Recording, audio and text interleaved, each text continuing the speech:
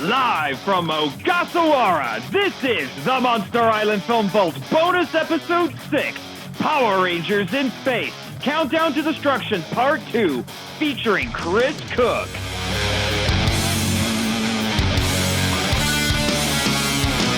Hello, kaiju lovers and toku lovers while we're at it, and welcome to the Monster Island Film Vault, a podcast seeking entertainment and enlightenment through tokusatsu. I am your host, the curator of the Film Vault and the archiver of Power Ranger episodes, Nathan Marchand, and joining me today via a internet call, which is why this sounds a little bit different, is my friend and yours from One Cross Radio, Chris Cooke. How you doing, Chris? I'm doing all right, sir. It's nice to be here, even over the internet. This is like my first time on your show. So I know this is the first time you have had a proper appearance on my show, because I've been working really hard to get you into the schedule. Yeah, no. Well, we have very different schedules, just because I live on Ogasawara on Monster Island, and you live in Canada Land, which I think is how you put it in that Beast Wars episode that which published last month. Yes, and this is the thing. This is what's really frustrating. This is part 2. If you want to hear part 1, listeners, because we are covering the final 2 episodes of the famous and honestly probably one of the best bits of tokusatsu, I'm guessing, especially if you talk to Power Ranger fans, the best episodes of one of the best seasons of Power Rangers, Countdown to Destruction from Power Rangers in Space. I've been archiving all of these episodes because the board has told me that I had to do this when I wasn't researching and recording for the podcast, and our new PR person, a Miss Perkins, has been particularly interested in me archiving the episodes for In Space for some odd reason. And so I've been going through a lot of them, and I got to the last couple of episodes, and I'm going to say first off, right off the bat, I don't have a whole lot of nostalgia for Power Rangers. My interest in Power Rangers was relatively short-lived when I was a kid, but I had friends who were hardcore and really into it and stuck with it for a really long time. And so I started watching these as an adult, and I have been shocked at how good In Space is. Yeah. And I have to bring all of this up because in our first episode, because this is part 2. So listeners, if you want to hear part 1, you got to go listen to Chris's latest episode. Shut up, Jimmy.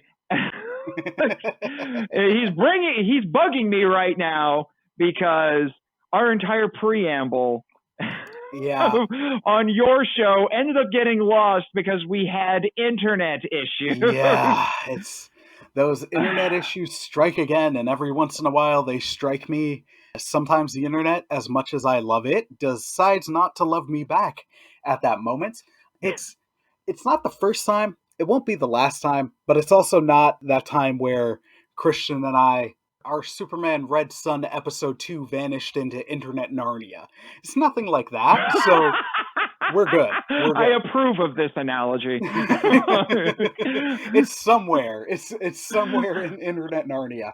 And it's interesting. I like that you mentioned it on my show and here, like you don't have the nostalgia attached to Power Rangers, which as someone who has so much nostalgia for the show, but I didn't have that within Space. As I said on my show, I kind of hopped off, as did most people, with Turbo, because Turbo was what it was.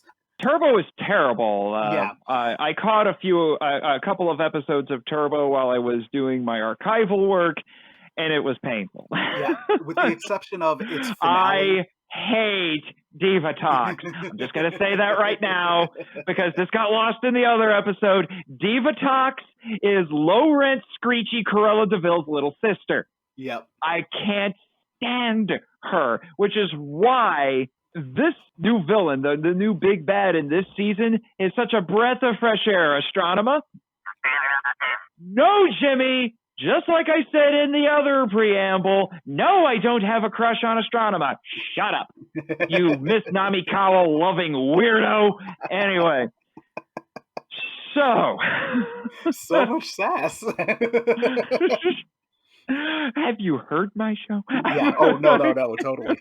I am an active listener. You're a patron too, so And you should know these things. But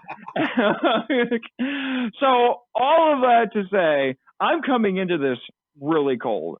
In my research and in my time in the toku and kaiju fandom, I have gleaned some things about this season of Power Rangers and about this finale, but interestingly, I have forgotten much of it. So there are still plenty of surprises going on for me because this is a watch along. oh yeah. So you are not here on the island. No. I have an internet set up here. We are going to be watching this final episode on Netflix via teleparty and recording as we go. So it'll be something of a commentary. This is the first time I've done anything like this, so it is a grand experiment to see if if it works out, and it's something that we can do again in the future. Yeah. And you know what? I think Power Rangers, more than some of the other stuff I've done watch-alongs with, I'll say with an exception, because I thoroughly enjoyed the watch-along I got to do with Bex, our friend over at Redeemed Otaku. Yes. I did one of these with her about Sailor Moon, and it was a blast, because I'm like, I know nothing. I know nothing of this franchise. So being along for that ride was kind of cool. But I think Power Rangers, even the high bar of In Space, it's the right kind of thing to do a watch along with because it's interesting, but it's not something you have to be watching the entire time. You can watch it and still have the conversation. I also want to quickly say, just because I shared this with you off the air, but I'm going to do it here anyway, it's one of the reasons I recommend Power Rangers. I've seen this season before. I rediscovered Power Rangers I finally watched In Space in my early 20s. But I'll say in my mid-20s, around 25, 26, is where I started having some anxiety issues. I think they had always been there, but it's when they were becoming apparent. And weirdly, that's when I started revisiting Power Rangers. At first, it was just because I'm on long bus rides on my way to work and I'm getting anxious and feeling sick. So what's going to help is a show where arms make whooshing noises. Everybody's wearing multicolored spandex and doing a bunch of unnecessary backflips. And we got Scottish robots in a season. And, like a bunch of fun silliness. I appreciate the show so much because I will tell you, as someone who has been going through all of the Mill Creek Ultraman Blu-rays, unnecessary backflips are a thing. Yes. With tokusatsu superheroes, let me tell you, it is not limited to Power Rangers. It's one thing I appreciate about the show. Outside of In Space is an excellent sci-fi season. You and I talked about on my episode how you wouldn't have to tweak much to make this more adult. Unlike say no, not Turbo, a whole lot. It would be complete deconstruct and reconstruction of it. Yeah. But now I'm preambling a little bit more. We should hop into the episode. Yeah, we probably should. Although I will admit, doing this watch along is perfect right now. This is right before Christmas, and things are getting really busy around here with all of our Christmas tourists on the Monsterland Resort. But we're finally going to get some time off. Thank you. It's one of the few nice things the board has done since I started working here.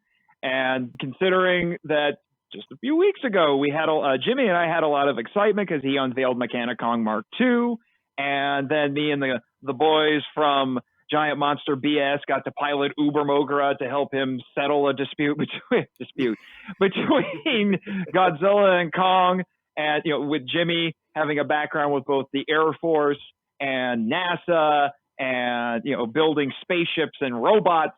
This is the perfect thing to, and as a little bonus to cap off our first season here of the Film Vault. Oh yeah, well, and also everything you just said reaffirms that Jimmy would be played by Tom Cruise in a movie.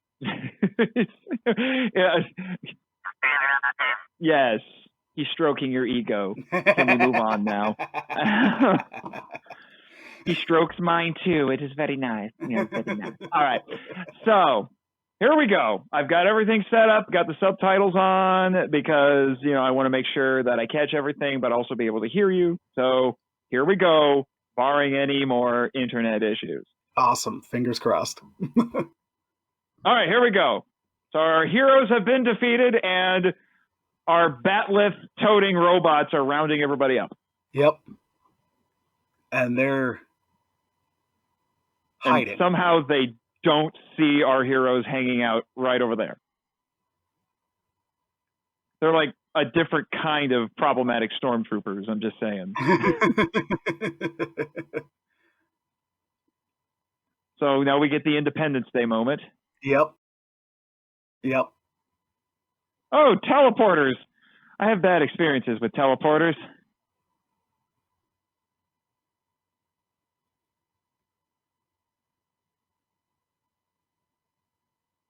Gloat, gloat, gloat, gloat, gloat.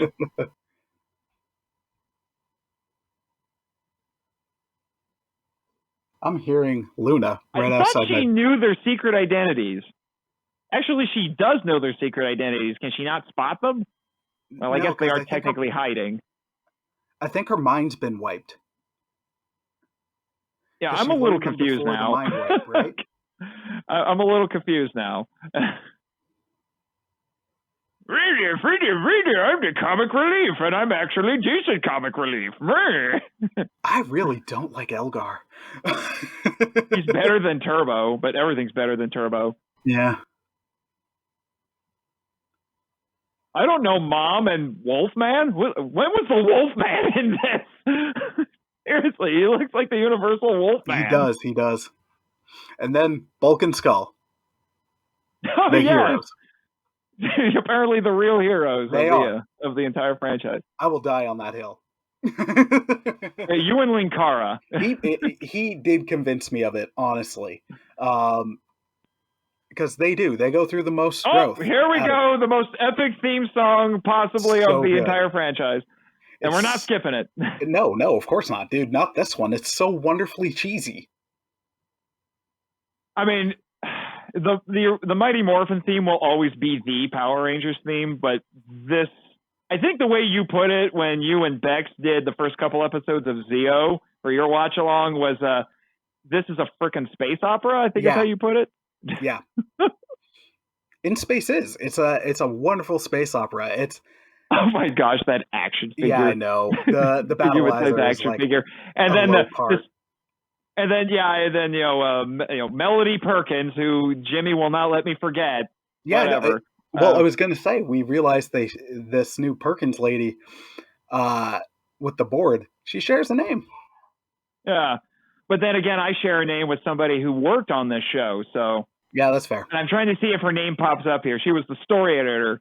Her name, and she also was a scriptwriter. Her name was Jackie Marchand, and I can't help but wonder if we are distant relatives, which would be kind of awesome if we were. That would be awesome. But then again, I can't remember her first name, but there was an old woman who was on The Sopranos. She was the main character's mother, and her last name was Marchand. Friggin' TJ. TJ is awesome. Like, he is a great second in command. Yeah, you know what I kind of appreciate about this? I don't often see stories about conflicts between brothers and sisters. I usually see warring brothers or even warring sisters. Not often do I see brothers and sisters fighting with each other. Which is kind of cool, to be honest. Hair. Interesting fact, I've been told that Andros' actor, I can't remember his name now, apparently his sister is on one of the CW superhero shows. Oh, I didn't know that. I don't remember which one. Someone was Travis from Kaiju Weekly told me that. And I thought, oh, interesting. I think his name is Christopher Kamen. Yeah, but I don't remember what his sister's name is. And here's the big dramatic moment. Why don't you two get together? They do. They just don't kiss. Like, if this was Tommy and Kimberly, they'd be making out by now. Yeah, except, I'm sorry, I know enough to know that Kimberly breaks Tommy's heart, and I'm a little angry. It's how she did it. The History of Power Rangers videos, I love this exchange right now, because under it, Linkara would put like "kiss her, you idiot," and there's so many Yes. moments for it. But apparently Fox was like, "No, we got to take that out for reasons." Yeah. I wouldn't be surprised if if I did a little digging and what the frick is going on?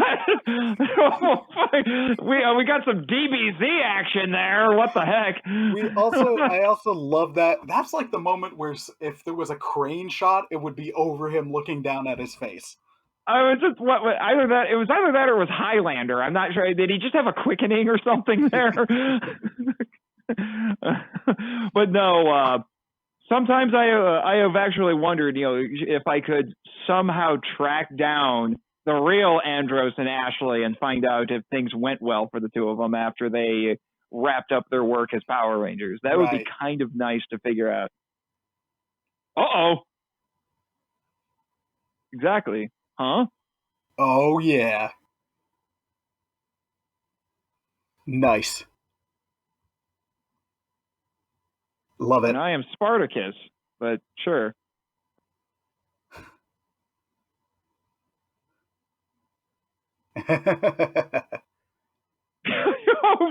the mad scientists they've been hanging out with. Yeah. Okay. Oh, okay. Wolfman is the Silver Ranger, apparently. So, yeah. I'm having one of those moments. Like you watch something and you have one of those that guy actors or actresses shows up. I'm having that with this woman, this this blonde woman who's coming in here, and she, she was in the last scene as well. I'm like, why does she look familiar? I don't know why. Of course, the solution is just kill everybody in that crowd. Yeah, nice job. Yep. So just be thorough. I love the moment that's coming up. Kill everybody.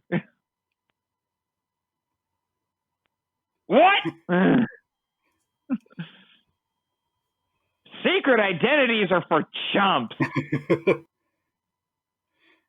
So, can you pause for a sec? Pause the video? Yeah. Sure. All right. So, I mentioned in my show that we would, there was a moment coming in the second part where I was like, I would just tweak it one way. It's fine, but it would have just, the moment where Bulk and Skull see who the Rangers are as they reveal themselves to everybody, it's a fine moment. It's a great moment, but the only thing that would have made that better or felt like realer would have been if it could have been as close to the original cast as possible. Just because, as Linkara points out in his History of Power Rangers in Space video, rightly, and in this, like, Bulk and Skull have changed the most out of everyone. They've gone from terrible bullies who wanted to learn karate to beat people up to being the first people to go stand forward knowing, hey, these characters are going to kill us. They just don't know TJ and the rest of the crew as well. So it's fine for what it is. It's a great moment within the show still, but I'm just like, how much more would have it felt earned or impacted if it could have been, if one of the OGs could have been involved a bit, right?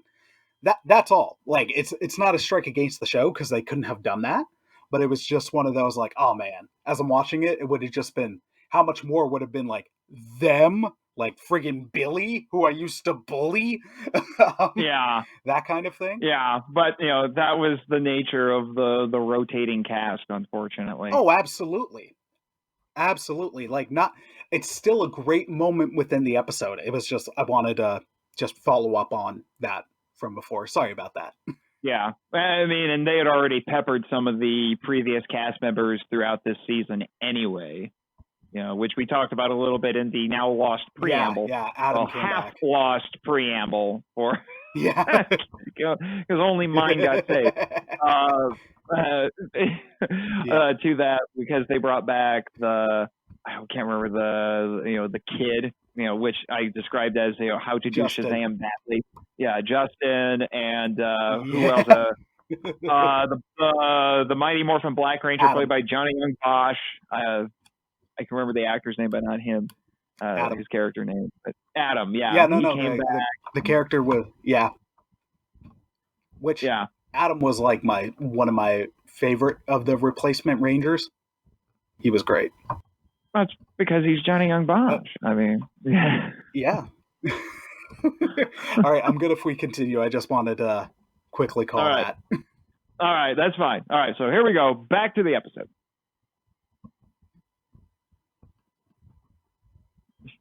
The big old heroic music. I kind of wish all 6 of them were there, but yeah. Fun fact, I heard while researching Mega Ranger that this was the last Sentai for a while to have 2 girl Rangers. Yeah. Yeah, they often don't. It wasn't the last, but it was the last one for a while. Yeah. Well, they often don't, and the big tell is the skirt.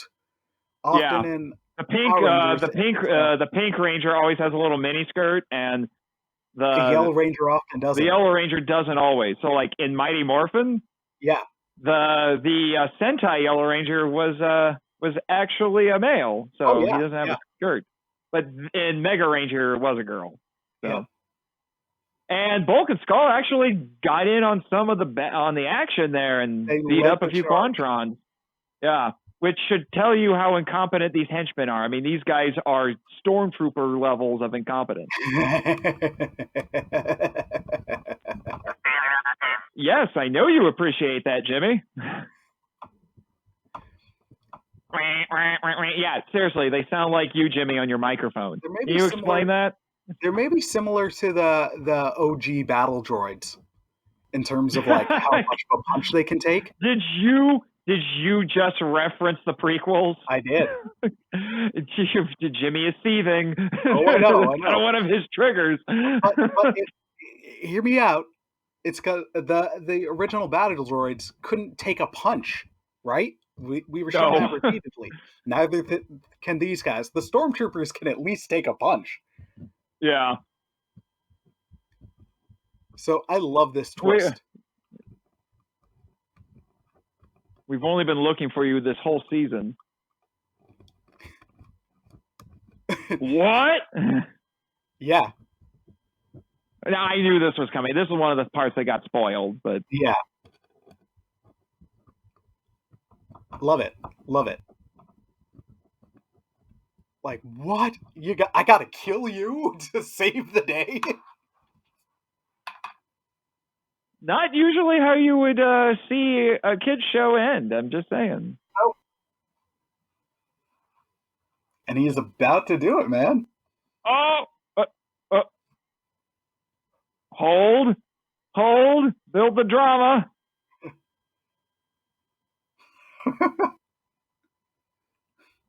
We have to say destroy because we can't say kill in this time for children's entertainment. Yep. Oh yeah! Finally, the brother and sister get to chat. And the dramatic music.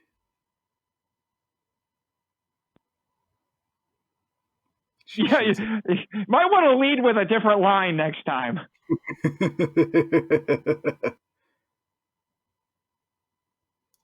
Whoa.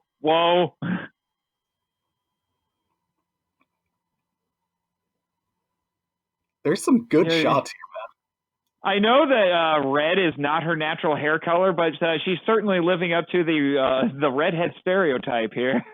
She's also rocking it. It looks good. Yeah, she got a bunch of wigs, which I read an article that actually I thought was interesting. It said the reason why, up until the last 10 episodes, when she gets her Locutus treatment, the reason why she kept changing wigs all the time is because one of her themes as a character is she's trying to figure out who she is. She has an identity crisis, so she's always changing her hair color, which I thought was really interesting. But until you get to these last 10 episodes, and then she keeps the hair because she's forced to become this one-dimensional character. Yeah. Oh, man. So he reflected her shot back at her. I know. And she did. Looks like she did. Again, I've been spoiled. I know she isn't. Yeah, okay. All right. I know what happens after this. Okay, let's get some stuff from Ecliptor here, because Ecliptor is... can we park here at Ecliptor for a second? Because he has a remarkable amount of depth too. Now, I would say on the sliding scale of evilometer, he's more evil than Corone, but he has a surprising amount of depth because he genuinely cares about Corone. Oh yeah. And he's the closest thing she ever had to a father, and he lives by a code of honor. Oh, absolutely. He's not Darkonda, where Darkonda is just a Machiavellian or opportunist. He doesn't care what he has to do. 1000%. He'll do whatever he has to accomplish his goals. There are lines Ecliptor won't cross. Yeah, yeah. So a little tidbit, this is one of the few times like a general and Red Ranger have like an ongoing one-on-one feud throughout the whole season that it makes it to interesting. The finale. And oh man! Whoa! Dramatic Sentai footage! Yeah, he blocks her. He tries to block her. Oh wow. Yep, and then this what does the fan base call it? Like the Z-Wave or something like that? The Z-Wave. Oh, I feel like I'm watching Endgame suddenly. Yeah, no, a bunch of people just got dusted. Yeah. And then Phantom Ranger and Blue Centurion RK. Yep. Oh, come on. They won't wipe out these characters. What? Nope. What? They're kind of turned into humans because they were at one point good, question mark? I guess. And if those are the same actors, I didn't realize how cute Rita is. I can't believe I just said that, but... And she doesn't get dusted? Why couldn't you dust her, of all people? So I hate you, Divatox. Actually... okay. Without the crazy costume and the makeup, she's actually attractive. I will admit that. So that kind of tosses back to Turbo. Turbo, when Zordon and Alpha left, they were replaced by the jive-talking Alpha 6 that they got rid of. Nobody liked. Wait a minute. Hold on. Elgar gets dusted, but not Divatox or Rita or Lord freaking Zed. With Divatox, I'm a little confused about how the D&D alignment works in this universe. So the Divatox one does make sense. In Turbo, they had a second mentor named Demetra who just spoke in riddles and was super annoying. But she had said when she was young, her sister had been kidnapped by pirates. And you find out Divatox had been, as a young girl, had been kidnapped by pirates. They never out and out said, they all but confirmed that Divatox and Demetra were sisters and Divatox was originally good. So wasn't that because they had to use the same actress and they were trying really hard to hide it? I think so. That played into it too. So, but it was a comment on that where it's like, hey, she was Demetra's sister all along. Or something. Oh, Ashley said her boyfriend's not back in town. My boyfriend's back and there's gonna be trouble. Ooh, I would.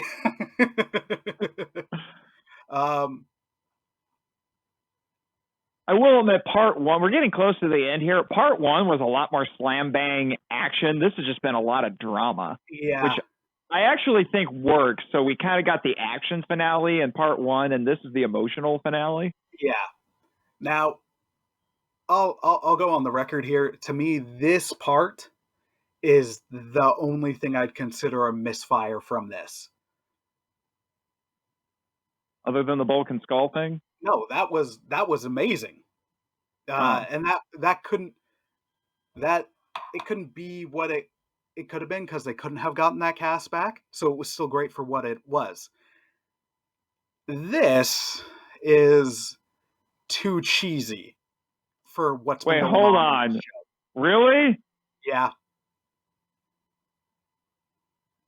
Yeah. What just happened? Right on her. His tears returned her to her Corone personality and brought her back to life. I don't know what. Oh, just what? Yeah, no, it's even that by part. Power Ranger rules, that makes really no sense. Yeah, no, that's the only misfire of this episode. Okay. I think I get it that it's supposed to be the fact that he's her brother, And it's love but and crap. I think you could have done that a little bit differently. Hey, is that a pizza delivery guy? What? Space pizza delivery guy. And here's our distant colonists Yep. who are here to pick up Blondie McHandsome. Legolas. The sixth Ranger, Zane. Yeah, he looks like Legolas. Will you two just kiss? Seriously. Get it over with. Seriously. Wait, what? He leaves? Well, because they're on the planet, and he's like, I gotta help these people because they're my people.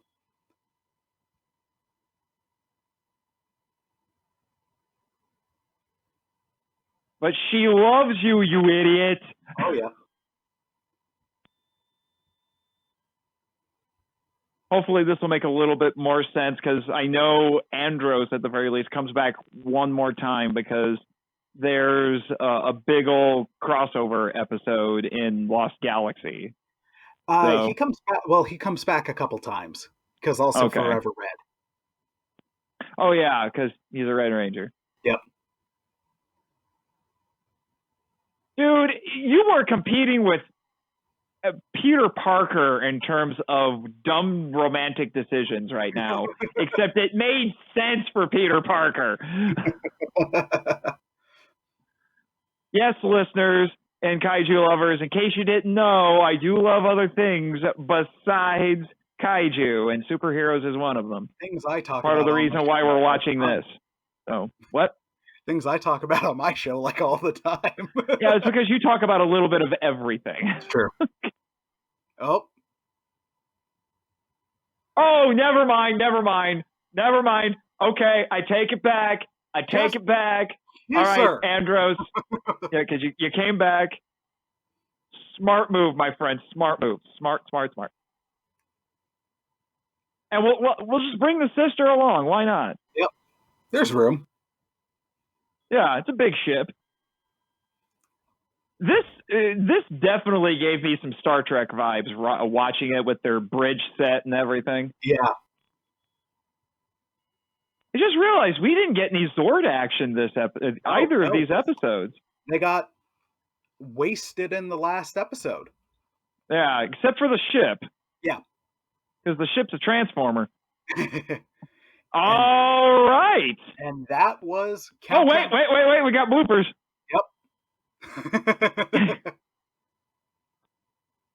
I killed you! Yay!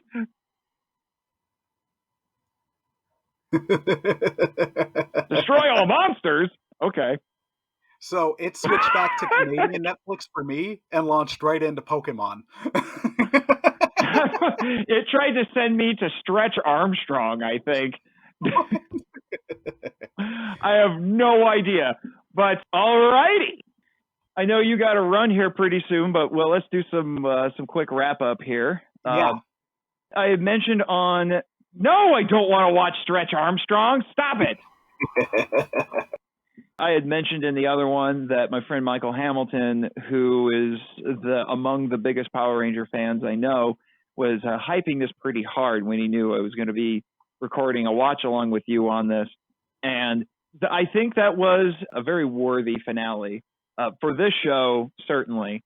It moves very briskly, but that's how this show is. It's really kind of how Power Rangers is in general. Yeah. They're very, what's the word? Compressed? No, not compressed. Compressed. It's very compressed storytelling, which I think for what it is it works for it. I will admit sometimes I do kind of wish they would linger a little bit on some of those emotional moments, but then I have to remind myself what show this is. So, and as a finale, not only for In Space and for really what was supposed to be the finale for the entire Power Rangers franchise, Sentai was going to continue on, but they were going to end it because the ratings had tanked so hard. But then my understanding was Saban looked at the numbers for Countdown to Destruction. They're like, well, dang. Look at these numbers. I think we'll keep going because money. Yeah, Countdown to Destruction and In Space, just the series as a whole, really brought the audience back and then some. Like, I don't have an exact quote or anything, but out of stuff I've read, I think it was not necessarily comparable to Power Rangers at the height it reached, but it was higher than Zeo. And Zeo was enough to get like another show. Turbo was barely enough to get another show. Whereas they were like, we're done. And then In Space and Countdown to Destruction were so big and so well received and watched. They're like, we're keeping going. Even though we just wrapped everything up. Yeah, they started taking the Sentai approach where it's a different team every season. And yep. It's in the same universe, but they didn't care. But they are not continuing the stories of those characters necessarily. Yeah. And most of those have crossovers like the Sentai do, where the previous team shows up. Not all of them, but some, or most. Yeah. So it was the end of an era for this franchise. And near as I can tell from talking to Power Ranger fans like you, everything that came after this never quite reached the heights of this. Now, this immediately dovetailed into Lost Galaxy, I believe is what it's called. Yeah. And it has a similar theme. It's kind of an outer space thing. Corone comes back, which is what actually has me interested enough to actually watch Lost Galaxy. Because what's interesting about her is that, as I said, she was the big bad in this season. And when they bring her back, they make her a Power Ranger. Yeah. Which I think is the only time they've ever done something like that. And even that was something they weren't planning on. It's because the original Pink Ranger actress got diagnosed with leukemia. So she had to leave halfway through the season. And they're like, well, crap, what do we do? And then I guess somebody in the writer's room said, hey, let's bring Corone back and make her Power Ranger. That'll actually fit with her character arc. So I'm actually kind of excited about that idea. I do hope. I wasn't able to figure it out. Did that actress recover from her leukemia? Oh, yeah, I'm hoping she did. Yeah, okay. She did. Okay. I would have been really sad if she hadn't. It would have been added a bit of tragedy to what I thought honestly was a brilliant decision on the creator's part. I'll say Lost Galaxy is not one of my favorites. It's got some cool stuff. The In Space crossover is fantastic. There's like Corone coming back was great. Something involving like how do you know? Like, can I share? I don't want to spoil. I don't want spoilers. Okay, so I won't. It's just the thing that sets up Corone returning was crazy interesting. And then there's some other things that pop up where you're like, yes, awesome. Because it's some awesome things showing up that you've already seen. But you're just like, oh my gosh, this is cool. But Lost Galaxy, to me, unlike In Space was, like we discussed on my episode, the Sentai was a video game season. And how they got a video game season to a space opera was just phenomenal. Because in space... although knowing that, I can see the seams a little bit more closely. Like I joked on your show, it was like there are points where like, wow, someone punched the Red Ranger so hard he flew into another show. Absolutely. But then... to me, because In Space was so successful, they were like, the next season is going to be Lost Galaxy. We're going to be in space again.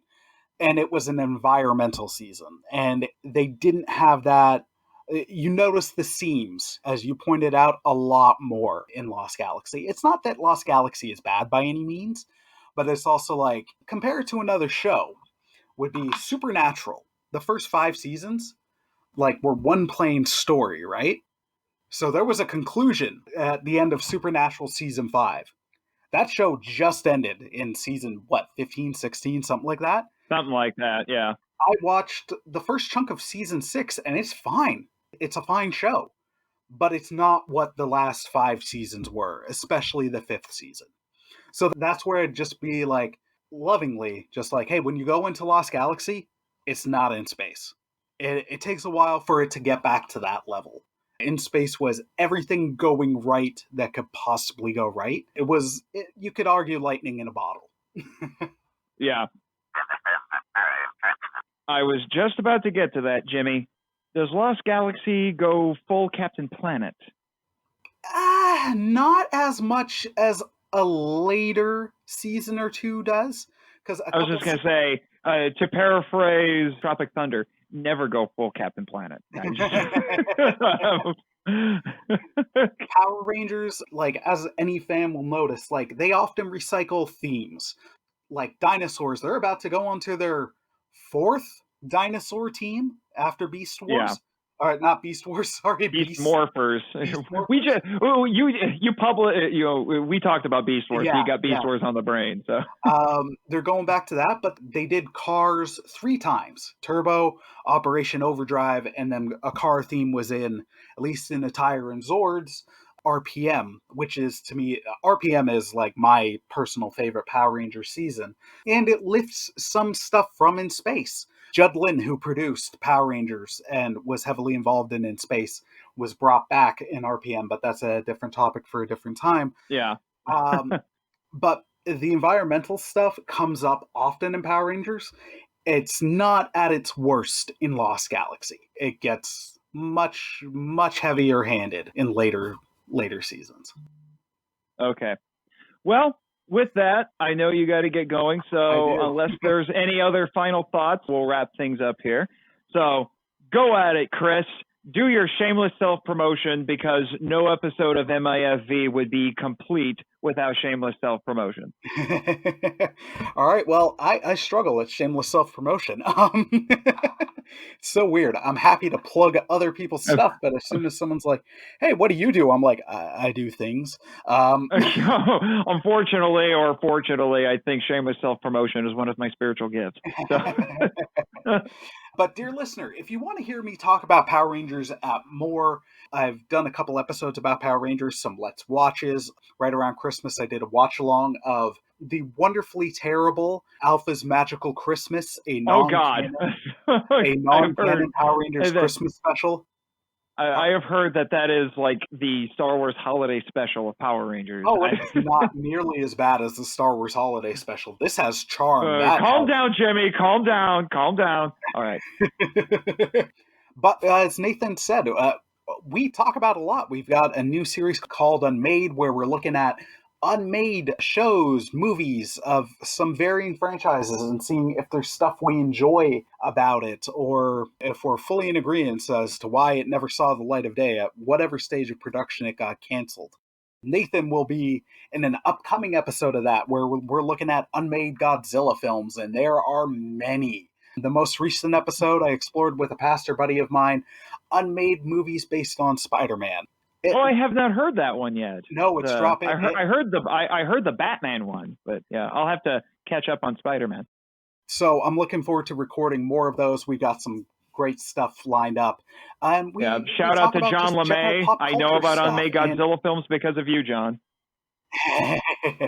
And we'll talk about stuff from spiritual things, elections, life, but how our faith impacts that. And I really enjoy what I do. I enjoy the show. And listener, I hope you do too. You can find us on every podcatcher, but primarily off of onecrossradio.podbean.com. You can look us up. Our website is onecrossradiopodcast.com. And you can find us on Twitter and on Instagram at 2099 OCR. Why 2099? Because I love Spider-Man 2099. And outside of I have been wondering about that for a while, actually, and you just confirmed what I always suspected. Well, I also really enjoyed the Marvel's 2099 imprint. Outside of Ravage, that was just a weird character. The rest, I thoroughly enjoyed that time frame in Marvel Comics, so why not? Because Doom 2099 is friggin' metal as anything, man. I've heard good stuff about Doom 2099, actually. It was especially the back half, it was a great run. All right. Yep, so I think that's all my plugs. You can also find me on Patreon. All right. Well, and just to make sure I get it in, I want to give a shout out to our patrons really quick. Yourself, obviously, Chris, and then and then Bex from Redeemed Otaku, Eli Harris. Make sure I get all of these. Why didn't you give me notes, Jimmy? The Danny DeMana, You would think I would remember all of this. Michael Hamilton and Travis Alexander. Thank you very much, guys. Can I quickly shout out my patron? Much appreciated. What? I'm going to quickly, since I have an opportunity, thank my patrons. Also, Bex from Redeemed Otaku, and you, my good sir. Thank you for being a patron. You are welcome. So I got that out of the way. Season 2, Kaiju Lovers, will be starting up next month in 2021. I'm not necessarily looking forward to it because the board has mandated that I spend a year covering Gamera. Not only that, but I don't know what vested powers that they have, what strange voodoo they are tapping into, but apparently they have the authority to declare who is the king of the monsters, and they have moved the crown to Gamera. Godzilla and Kong, for that matter, are not happy about this. So we'll see how that all plays out. Anyway, so you have that to look forward to. Beginning with the original Gamera film from 1965, Gamera the Giant Monster. So we'll see you then, I guess. There's 3 really good ones that you're going to get to later in the year that we talked about on my show. Yeah, there's 4, but you haven't seen the 4th good one. So. That's true. Well, I wasn't knocking it. Is it on the level of the other 3? No, but it's still good. All right. So with that, Jimmy, cue credits.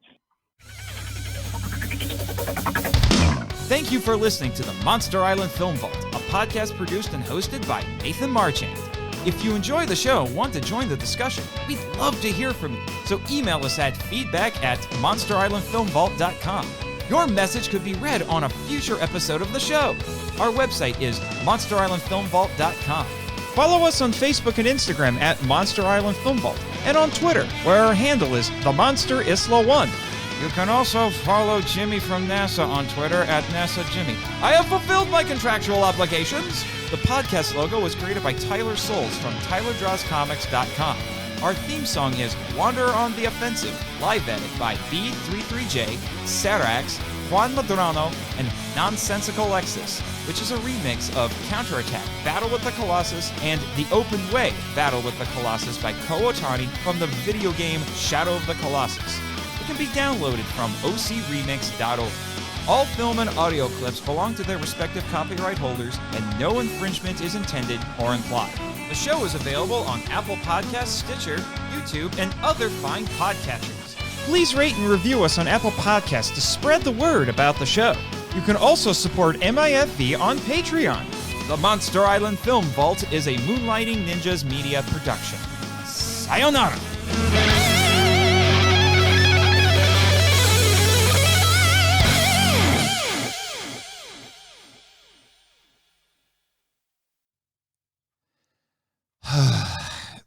Jimmy, what the heck? The audio for both of these bonus episodes was not up to snuff for what we usually do here on the island. I already had to excise the credits and put in some that sounded better because the live broadcast versions did not sound great. And my audio? What the heck? I sound like I'm in a well. And Lassie, despite rumors to the contrary, is not a kaiju and not coming to save me. So, what's going on? What do you mean you don't know? You're my freaking producer. You have one job, and that's part of it. You'll look into it? That's good, because season 2 is... Scrayon. Roar. What? Goji-kun? Bro-kong? You're back? Scrayon. Roar. Wow, I didn't know when you guys were going to come back. You've been gone for months, helping other kaiju fight COVID around the world, as instructed by Shinji Iguchi. So it's great to see you back. Wait, was it you two who screwed everything up when Chris and I did these bonus episodes? Scrayon. Roar. Of course it was. Well, I'll have you two little gremlins know that while you were gone, because I know all the shenanigans that you got into while you were here, and I knew when you came back you'd get into even more, I hired another mascot to keep the both of you in line. Scrayon. Roar. Yep. Swatch! Meet Ultramite. He's Ultraman's little cousin. So the next time the two of you decide to cause any trouble for MIFV, you're going to have to deal with the universe's tiniest Ultra hero. I hope you're prepared for that. Scrayonk. Roar. Swatch!